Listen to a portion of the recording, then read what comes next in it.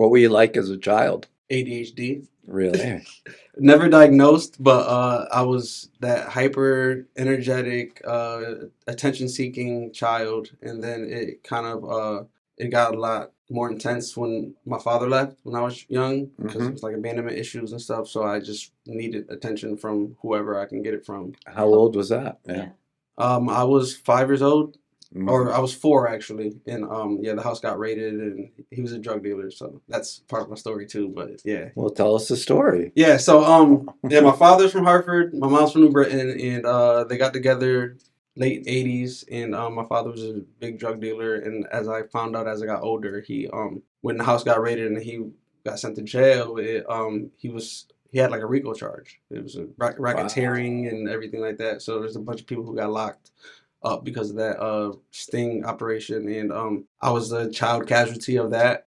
Growing up, my father, like I said, he was a drug dealer, so we had like a lot of parties and stuff at the house, and I didn't know then, but now I know that it was a bunch of his people he was selling to, and they would like do coke in the bathroom, and they were Hmm. gambling money and drinking and doing all this stuff, and that was kind of like my first taste of alcohol. So I'm alcoholic, if I didn't say already, but so I would walk around the tables and there's beer on the table. I take a few sips of the beer here and there. My dad think it's funny to show his friends like, yo, look at drink beer. And then he got arrested. Like I said, got out of jail. Um, he moved to California, so I would go visit him every summer. And that summer at 8 years old was my first summer visiting him, and he got me drunk,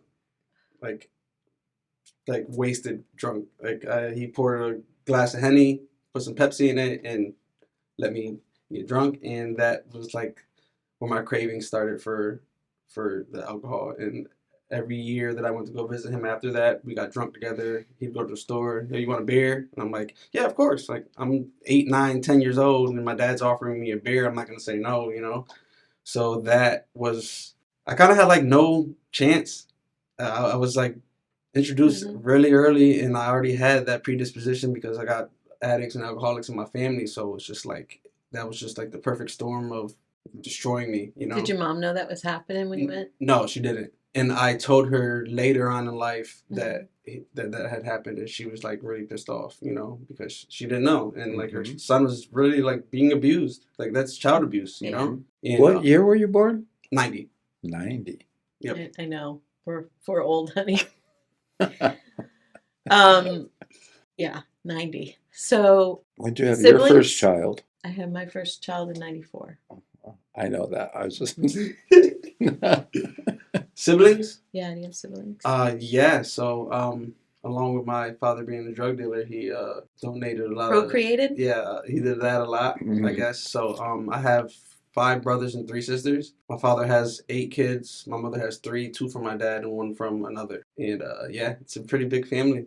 So did your other sibling with your dad go with you on these trips to He California? did. All right. So, he didn't come to the first one with me Hmm. when I was 8, but all the ones after that he came with, and I guess I kind of like protected him because he never He's got younger? Yeah, he's younger. Hmm. 4.5 years younger. Wow. Yep. So you kept him out of all that. Yeah, I guess he had the child that he needed to do that with, so I guess he didn't want to get too. So I don't know. you're relaying all these experiences from your lens of being in recovery for a while, being, what are you, 31, 32 now? 31. 31, and you seem to have some peace and perspective, but how would you describe your emotions and your feelings as a kid going through that? Was it normal? Would you just accept it? I mean, how did you view your father? With a lot of resent, Really? and I missed a lot of things in my life as a young man. You Hmm. know, the where I grew up raised me. The boys in the projects taught me how to get girls, taught me how to play sports, taught me how to do everything that a father's supposed to teach you how to do. You know, Hmm. and I had a lot of resentment. I couldn't play sports when I was younger, really, because I had nobody to take me. My mom was a single mom. She worked second shift. My grandmother watched us. She wouldn't take me to football practices, and like even now, I still have some resentments towards that, like because Yeah. I know what kind of talent I probably could have been if I actually had the opportunity to do so. Yeah. I accept what is now. You know, growing up through that, yeah, I was kind of miserable, so I acted out a lot to try to get attention in other ways, and that was the drinking and the smoking weed and the drugs that came after that in my 20s and stuff like that. Did you get in trouble when you're a teenager? All right, so unfortunately, I'm still kind of proud that I've never gotten caught doing a lot of the things that I did.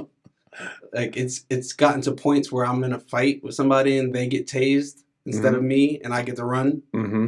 Like that's how close I've been to getting arrested a lot of times. But I've done so many bad things, unfortunately, and I'm glad I've never gotten caught. And I'm sorry to everybody that I've wronged doing the things that I did. Mm-hmm. But yeah, I mean, I was in a holding cell one time. I got pulled over 3 times, maybe 4 times, while like really drunk, and got away somehow. Talked my way out of it. I don't know what it was, but but it all came crashing when I flipped my car, and there's no running from that. Mm-hmm. Yeah, so tell us about that story. Yeah, so yeah, through high school, I was a social butterfly, popular, and I Mm-hmm. indulged in the weed and the gang stuff, fighting and girls and all this stuff, and I took all the focus off of school.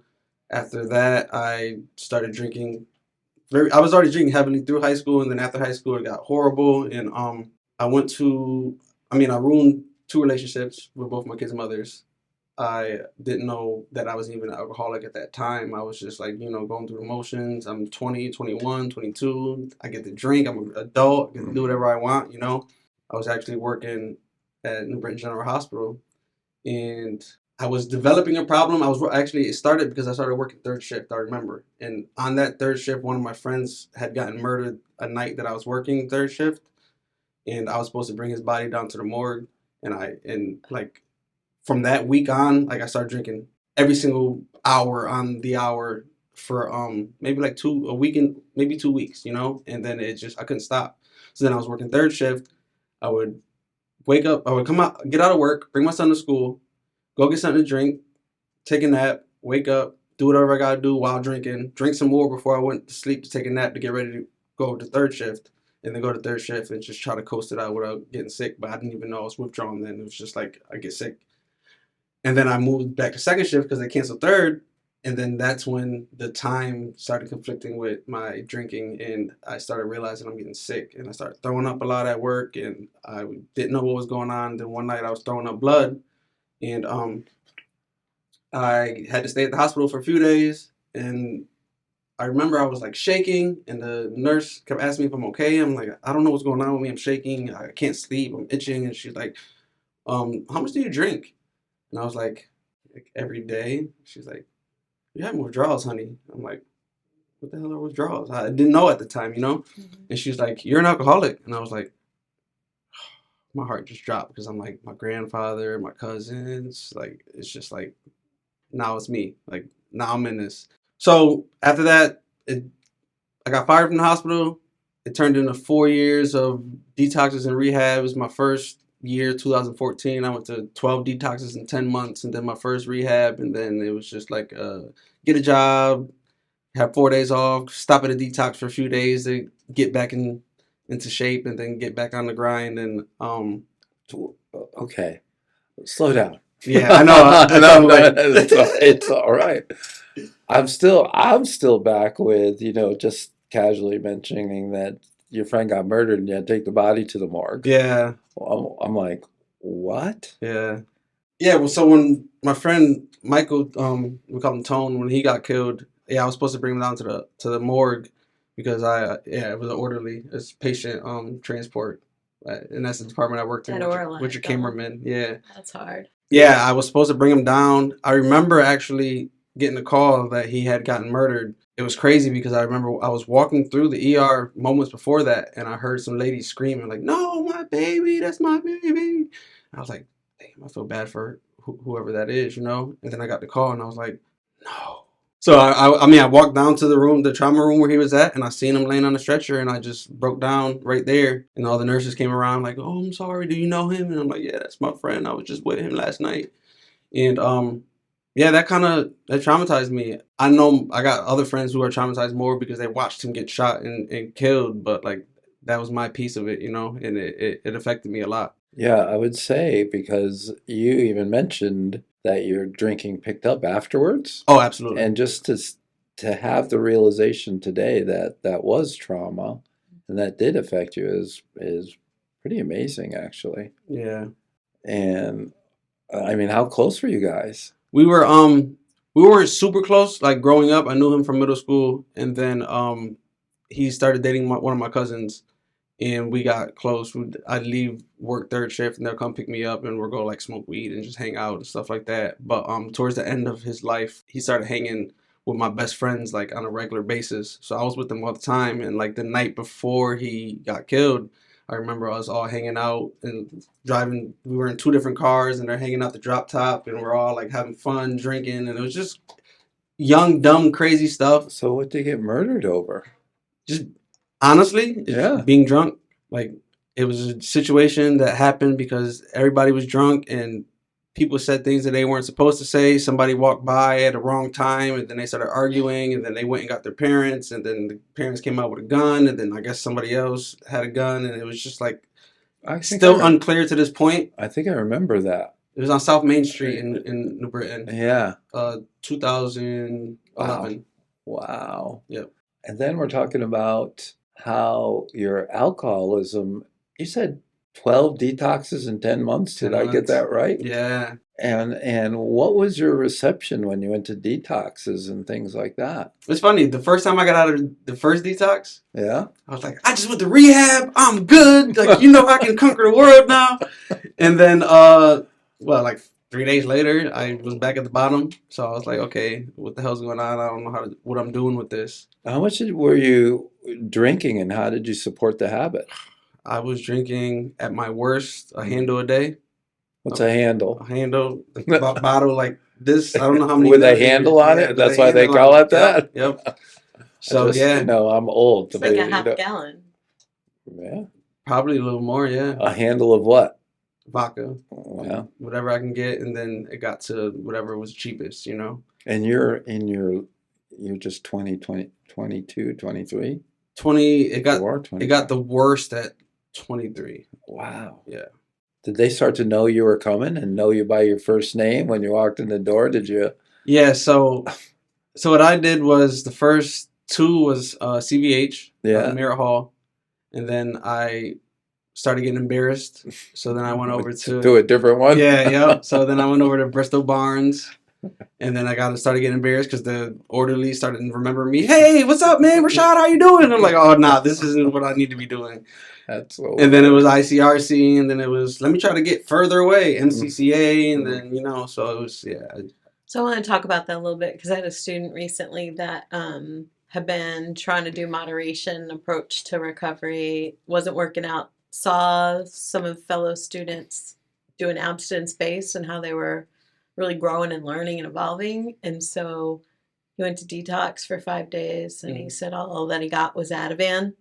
And then they let him go, once he was past the danger point with the withdrawal. Mm-hmm. And so I just wonder, do you have any recollections of your actual experience in there? And was there any bridge or attempt to get you connected with recovery when you left? Kind of don't remember.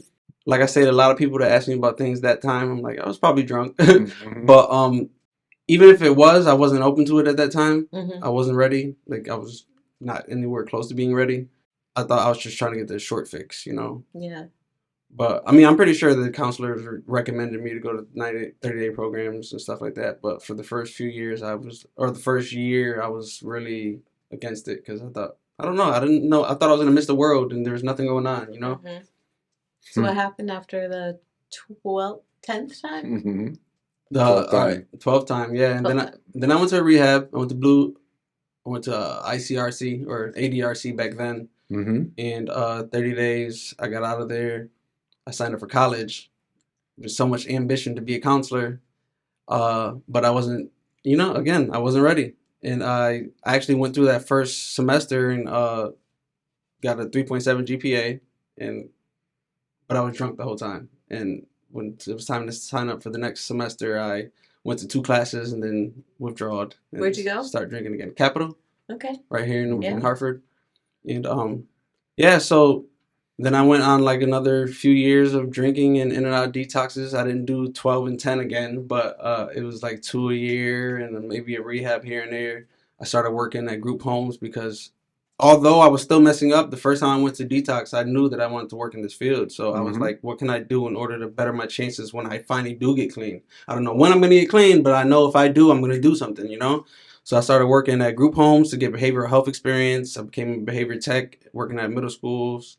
And I mean, although I was really messed up throughout that time, I would drink all night, wake up in the morning, take a Xanax to go through half of the day of work, and then go on my lunch break and get a few nips and go back to the school and be working, you know, and partially intoxicated, and then get out and start drinking and realize that I have Xanax. So I'm like, okay, so tomorrow morning I'll be fine, you know. And then I got addicted to Xanax through that physically, and that's when it started getting horrible. I mean, my mom would wake me up in the middle of the night because I stopped breathing, and she's scared.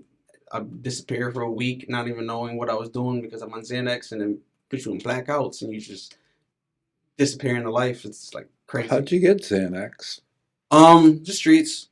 Yeah, the streets. Just people. Everybody has Klonopin or Xanax or stuff like that. I mean, now it's a lot more dangerous because it's all pressed and just fentanyl and everything, and it's ridiculous. But Mhm. yeah, I got it from the streets a lot, and that's actually how I got introduced to heroin because I was doing Xanax, and my dealer would be like, "Yo, I don't have Xanax today, but I got some dope. Do you want it?" Like, I guess I need something because I feel crazy, you know. Yeah, so it was that for a few years, detoxes, rehabs, work, losing jobs, find another one until February 3rd, 2018, the day before my Eagles won the Super Bowl. I flipped my car. Could have been completely preventable. I remember getting out of work from the school that day. It was Super Bowl weekend. My Eagles are in the Super Bowl, so I'm like, let's go. I'm getting ready to celebrate, you know. And I got home. I had just stopped at the package store. I had a pint, and I was gonna just sit in the house. And well, my room was my mom's living room at that time. Not to mention, I was homeless for 4 years from 2014 to 2018. And so I was on my mom's couch, and I was getting ready to just spend the night there.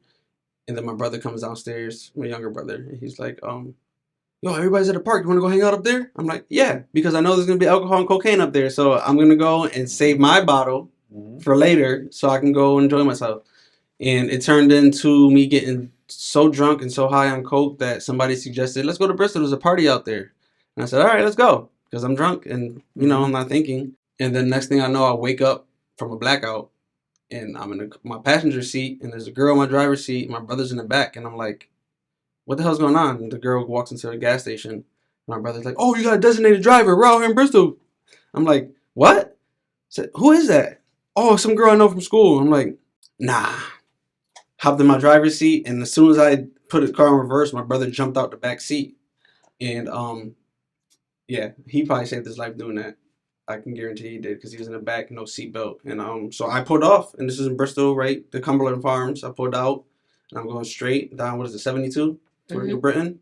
And that last light where there's now a guardrail, there was a cement median. And I don't know if you remember, if you've been around there 4 years ago, but they had cones, and there's a cement median at that time. I smashed the cement median, smashed into it 80 miles per hour. 80. Flipped my car forward. Like, so when it flipped forward. It didn't roll on the side. It just, and I had my seatbelt on in the middle of a blackout. It saved my life. What were your injuries? Concussion, bruising, whiplash, and I had a gash on my forehead. I mean, my head from the hit my head on the side of the car, like with the door. It's unbelievable Yeah. how lucky you were. And I didn't hit anybody. I just almost killed myself. That was it. I mean, like, thank God, really, because I don't know what I would have done if What kind of car were you driving 80 miles an hour? I had an '07 Camry. Oh, okay. And so you seem to be that's a turning point. So what happened after that? I tried to learn my lesson. I really didn't. And the next day was the Super Bowl. So, like, I was super injured watching the Super Bowl. I told myself I didn't want to drink, but I still had some cocaine left over from the night before. So I was doing that. I don't think anybody in the house knew, but I was doing that for the Super Bowl. And we won. And I went on a month-long binge because I was celebrating the Super Bowl, you know? And I didn't have work because I didn't have a car to get to work. Mm-hmm. So I, whatever money I had left over from working was all the alcohol and drugs. And by the end of that month, I was just like done. I would get drunk to the point where my brain wouldn't send signals to my legs, so I couldn't move my legs. And it's not like when you're drunk and you can't walk. It was like I couldn't move my legs, like, at all. Two of my cousins came over, basically gave me an intervention. They sat down, said, you need to go get treatment. I said, I know. It's like, let's go. They're like, today? I was like, no, tomorrow. And we got 4 pints for that night. I drank, went to treatment, and yeah, I went to that was my first 90-day program because I was always reluctant to go to a 90-day program because I was going to miss so much being homeless, alcoholic, What am I going to miss out there? That's where it all started. And then after I left there, I met you guys at your recovery coach course. And ever since then, I've just been growing. So what changed for you? Since, Yeah. man, so since leaving rehab, I got my recovery coach certificate. I worked in rehab. I worked in recovery for a while now. It's been like 3 years that I've been working in recovery. I was at Lebanon Pines for a while, which is the place I went to save my life. And I was just grateful for that. It was really awesome. I work at Feral Treatment Center now in New Britain. I published my book. I started acting. I started modeling. Where are you doing that? The acting and modeling. Yeah. So a friend from New Britain, she's doing music and she wanted to shoot her like debut video, and she's like kind of blowing up out there, and she asked me to be like the main person, the lead in her video, and I was like, oh sure, yeah, I'd love to do that. And I got on there, and she only asked because she seen like my physique on Instagram and everything like that, and I wouldn't have this if I wasn't clean. So it's like recovery led to all of this. But so I went on the set for her video.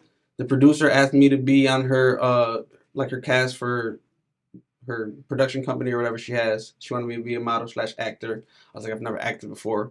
She was like, it's okay, you can still do it. I'm like, okay. I just signed on, and then she put me onto a website where it's like an Indeed for actors, and I started applying for things. And since I've done 2 commercials, an online ad, I just wrapped up being on a Hallmark movie. He's looking at me because that's more my zone than his. Yeah. And like my mom too, like that's the only reason I knew the actress that was there. I walked on set, I was like, that's the lady from my mom's movies. Yeah. Wow. And then now I just I share my message as much as I can. I connect with people on a regular basis around the country. People reach out to me for advice or for help, and regardless of what it is, if it's fitness or recovery or nutrition or just lifestyle, because my biggest message in this is I don't focus on not using drugs and alcohol. I just focus on growth and growing and being a better person, and that entails that. What's relationship like with your kids and their moms? Compared to how it was, Yeah, it's amazing. So my son's mother was a big advocate for me throughout everything. Everybody kind of wanted to throw me by the wayside, and she actually stuck by me even though we weren't together. And then when I got out of that last rehab, I actually lived with her for a year. Wow. Before I got back on my feet. So she really helped me a lot. My daughter's mother, I had a lot of resentment towards her because of the situation with my daughter living in Arizona now and everything. But once I was able to just take responsibility for my role and everything that I've done in my life and everything that's happened to me, I was able to forgive her and forgive myself for everything that happened. And now we're on good terms. I mean, we're very cordial. We talk on a regular basis about my daughter and stuff like that. And I'm actually going to pick her up next month in Arizona. So that's amazing. Like I never thought that I never thought that any of my kids' mothers would trust me to have my kids again, Yeah. And now I get to keep my daughter for months at a time. It's real nice. And I have to ask before I let Phil ask you a question. What did your brother say after that accident that he had followed this instinct to dive out of the car? It's not funny as it is. He walked into the hospital and looked me right in my eyes and smiled like, you idiot. And I smiled back, and I was in a bad mental space at that time. So I remember one of the nurses came over and was like, that's not funny. You could have killed somebody drinking and driving. And I got pissed at her, but she was right. But it was just like, the smile was like a nervous smile, like you almost just killed yourself and you could have killed me, Yeah. What's the relationship like with your parents now? All right. Oh, my parents. Would you ask about my kids first too? She did. Yeah. Yeah. All right. So the relationship with my kids is amazing. Like my son, he's just like me. He's playing sports. He's sarcastic, just like me. And it's just amazing watching him grow into a man. Like I said, he's 11, and now he's getting ready for middle school, and it's crazy to think that he's that old already, because it feels like just yesterday I was in 6th grade, and now this. Mhm. My daughter, she is amazing. She's goofy. She acts again just like my son. She acts just like me. And they're very proud of me, especially my son, because he's seen the worst of it. Like my daughter was a baby, but my son would be at the house when I'd come home and Daddy, come play with me, and I'm like, oh, just give me a few minutes, and then I fall asleep on the couch, and then I wake up and he's like, Daddy, come play with me. I'm like, oh, just give me a few minutes. I go to the store and go get a bottle, and then come back, and then Daddy, play with me a few minutes, and I fall asleep, and then I wake up and he's gone. So I explained that to him. I explained everything to him I think after a year clean. And I was like, Daddy was real bad. He was drinking a lot. He was doing drugs, and I gave him the layout, and he understood. And now, like, he's so proud of me to the point where, he's in DARE right now. He's in the DARE program, and he came home from school and told his mom. He's like, Mom, I'm starting DARE this week. And she's like, oh, that's nice. He said, I don't need DARE. I got my dad. So I'm like, yeah. But then 2 days later, he's crying in class because they're telling him about the statistics and how lucky, basically, I am to be alive. He's like, he went home crying, like, Mom, there's only like less than 1% people who actually make it. And he's just like, wow, like he's just so grateful. And my daughter goes to school and she's like, oh, my dad's famous. He's in movies and he's an author. And like her whole class wants to meet me now. It's just, Well, that's cool. yeah, I adore it. And talk to me about your dad and your mom. My dad and my mom. All right. So my mom, she's always had my back throughout everything. Yeah. Her and my grandmother are the ones that raised me, really. And I wouldn't be here if it wasn't for them. I feel like recovery, you need a really strong support network. And me and my mom are real close. I stop over as much as I can. I got so much going on now, so it's hard. But like I talk to her, my son and her have a great relationship, and I'm having my niece over tomorrow night, so that's good. My dad, since being clean, I tried to reach out. I tried to love him again and build a relationship, but he just I don't think it's that he doesn't want it. It's just like it's difficult for him to do it. Is he in California Yeah, still? yeah, he is. With his 4 other kids out there. I actually got a brother the same age as my son, which is crazy. Okay. Yeah. It takes a little while to wrap your head around that. Yeah, I had a nephew same age as me, so I get that. But like we're cordial. He comes out to visit sometimes. I go say hi and just spend some time with him because I mean I never know what's gonna happen. But it still kind of bothers me.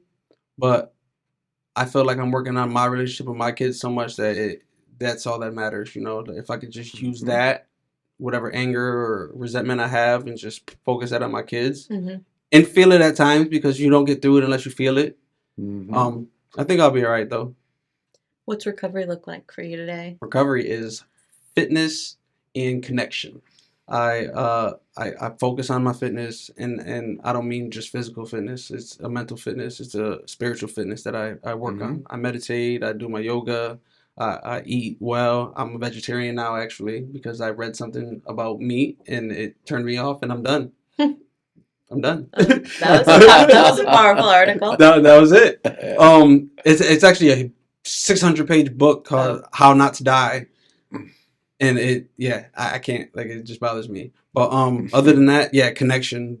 I'm big on connection. I have a support network of people. I got like directors of programs and stuff that I talk to, and people across the country in recovery who host podcasts and other things like that I talk to. And I built a really big sober family that I actually talk to them on a regular basis. Like they'll reach out to me like, hey Rashad, how's it going, sober friend? Well, I'm proud of you. And we just like hype each other up. And I do that with fitness too. I got a group of people that we do a sweat check, and it just started with one of my friends, Javon, and now we got like hundreds of people across the country doing sweat check and tagging us in it. And it's like I just want to encourage people to do better all the time. And even on Facebook, like people that I never really talked to in high school or something, I see them getting in the gym, I comment on it. Yo, keep going, let's go. And like I said, it doesn't have to just be recovery. It's just I just like to see growth, and I like to grow, and I like to influence people to grow. And I did that even with my girlfriend Brianna. She wasn't anywhere close to wanting to work out or do anything that I'm doing, especially go vegan or vegetarian. And through osmosis, her seeing how happy I am and how energetic I am and how enthusiastic I am about life, she just, by osmosis, just joined. And now she's like so much happier, So tell us about, were you going to this? Yes. So first, We're how do still you connected. how do you I am pronounce connected. the I know how title to of your say book? anything. Sui generis, and it's a long. The definition is a long term for unique, like two things or one thing that nobody can ever compare to or something like that. And Mhm. I really chose that because of my style of recovery. Mm-hmm. I'm not in a 12-step program, although I highly suggest it to anybody new in recovery because that's where my base started. Mm-hmm. But I do like a holistic.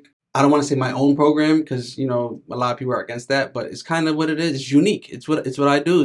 It's growth. It's just focusing on the growth and not focusing on the not doing the bad things. Just Right. focus on the good. Focus on the Mm-hmm. time I spend with the people I love and the connections I have with people and the connection I have with the earth and the worldview that I have. And like since I've been clean, I've studied religions. I've studied like Buddhism and Christianity of the world. I've studied sports nutrition just so I can know my body. And I'm just like I'm an open book and I'm just like ready to just keep soaking things in. So where can people get this book? You can get this book, Sui Generis, Year 2 Recovery Memoir on Amazon, actually. It was the #1 new release in substance abuse, May 2021 when it released, which I was really shocked, but I'm really proud of. Mhm. I didn't think that I was going to You be. bought a mansion on a hill with all your earnings from Of that? course. Of course. On an island, on a an mountain. So thank you for traveling here in your helicopter Absolutely. to do this podcast. No, it's actually selling pretty well, but like I said, like my message, like I just want to get my message out there, like, Mhm. and I planned on this book not even selling for like the first 3 years because I figured the type of book it is, it'd go to a few programs and people would talk about it, and I read this book, and share it, and eventually it'd go on, but. I didn't really do it for the financial benefit. I did it because it's something I said I was going to do when I was in recovery. Yeah. And I knew that it would touch some people because there's a lot of people in the same circumstances that I was in and they can relate with the book, And I've done that. People reach out to me all the time like, yo, I read your book and it's amazing. I had one guy reach out like, I was drinking 4 pints a day and I stopped and I'm drinking one now and I'm trying to get off and my mom's so proud of me. And I'm like, I'm done. I did what I need to do. Yeah. That's it. So there's a lot of self-reflection that goes into writing a book. Yeah. Did you learn anything about yourself that was surprising or new? Yeah, that I still need to work on my emotions, and I still need to work on connection with my family because I still kind of take them for granted sometimes, But it's funny because I tend to notice these things now in person when things happen. Like as soon as I say something to somebody, I'm like, you need to apologize to them for that, or Mhm. you need to explain where you're coming from with that, or you need like Mhm. my hindsight is almost here now. Mhm. It's like immediately when I do something wrong or I think the wrong way, I adjust it. Yeah. I think it's just habitual from doing it over and over. What's an normal day look like for you? Normal work day is I wake up around 8 after going to sleep at 2 in the morning. I bring my son to school. Yeah. I go to the gym, come home, have a protein shake, watch a little sports on ESPN. I meditate for an hour, hour and a half, sometimes 2 hours. Wake up from that meditation / nap and go to work till 12. And the whole time I'm at work, I'm working at rehab, so I'm talking with a bunch of my people, and it doesn't feel like work. I go to work and I go to the rehab and it's like, not that I'm one of them, but I am one of them. And I express that to them on a regular basis. I'm like, yo, the only difference between me and you is 4 years. That's it. Like, we're the same person, Mhm. So it's not work. I go there and I hang with people like me. And I've been to so many rehabs that it's like home, It's my safe place. I feel secure there. Sounds like a good day. Yeah, it's a pretty good day. What are you really looking forward to? My daughter. Oh, wow. 17th, May 17th, I'll be picking her up, and I'll have Mhm. her for the summer, and we're gonna do some trips. I've been doing a lot of trips lately, which is another thing in recovery. I've just been all over the place. I'm gonna try to take my kids down to the Smithsonian in New York, and something else. I don't know. Just enjoy life with my babies, Mhm. And my stepson. I have a stepson now too, so it's interesting. I'm trying not to have another kid yet. Well, We figured out how that was happening, so we were able to stop after 5. How? I need to find out. yeah. We'll talk offline. Well, I appreciate you sharing your story so much. What an inspiration. Thank you for having me. Yeah. Really appreciate it. Yeah. It's really fun to see after 4 years. Gosh, yeah, almost 4 years. 4 years. Mhm. It'll be 4 years in October. Congratulations. Yeah, thank you.